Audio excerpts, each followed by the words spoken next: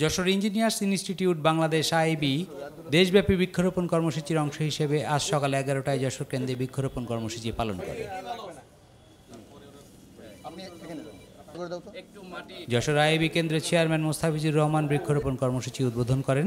এই সময় উপস্থিত ছিলেন আয়োজক সংগঠনের ভাইস চেয়ারম্যান ও সড়ক সার্কেলের তত্ত্বাবধায়ক প্রকৌশলী আহমেদ শরীফ সজীব, ভাইস চেয়ারম্যান ও অবসরপ্রাপ্ত নির্বাহী প্রকৌশলী এস এম নুরুল ইসলাম, সম্মানী সম্পাদক ডক্টর প্রকৌশলী এস এম মুজাহিদুল হক, কেন্দ্রীয় কাউন্সিল সদস্য সোহেল রানা, প্রকৌশলী আহাদুজ্জামান মৃধা, প্রকৌশলী গোলাম কিবরিয়া, সড়ক ও জনপথ বিভাগের নির্বাহী প্রকৌশলী জাহিদুল ইসলাম, গণপূর্ত বিভাগের নির্বাহী প্রকৌশলী কামরুজ্জামান ও প্রকৌশলী ফারজানা রহমান রোজি।